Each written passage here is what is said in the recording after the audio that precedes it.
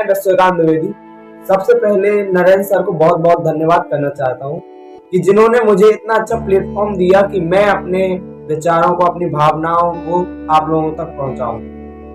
तो जब मैंने इस कविता को लिखने के लिए कलम को उठाया तो मेरी आंखों से आंसू आ गए। मैं अपने शब्दों को इस वीडियो के माध्यम से आप तक पहुंचाना चाहता हूं।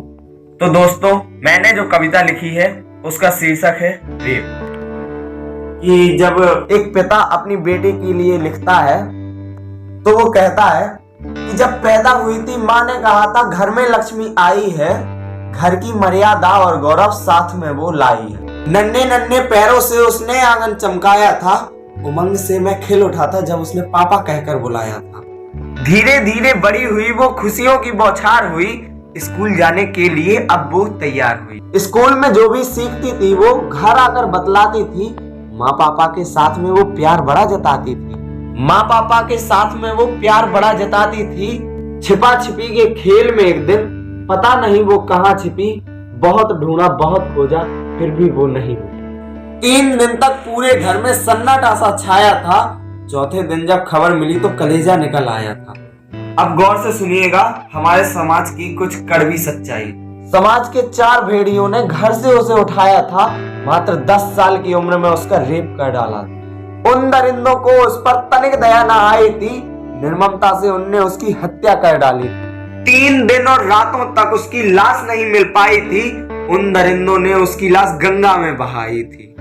उन चारों को कोर्ट में मैंने जब अपने सामने पाया था, चारों को मैं यही काट दूं मन में मेरे आया था।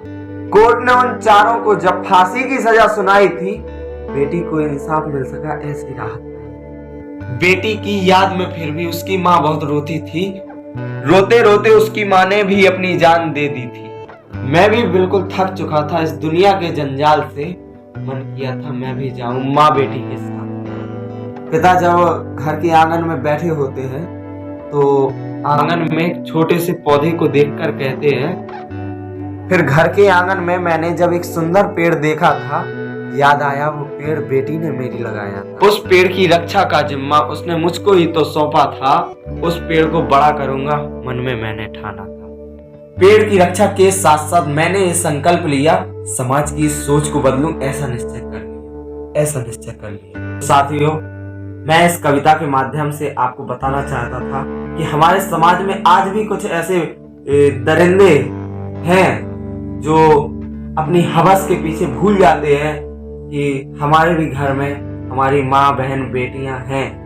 अगर हम अपनी सोच को ऐसा रखेंगे, अपनी हवस को ऐसे बच्चियों को शिकार बनाएंगे तो क्या भविष्य में हमारी माँ बहन बेटियां सुरक्षित रहेंगी? साथियों, हमें हमारी सोच को बदलना चाहिए, क्योंकि जब हमारी सोच बदलेगी तभी हमारा भविष्य, हमारा समाज सुधरेगा।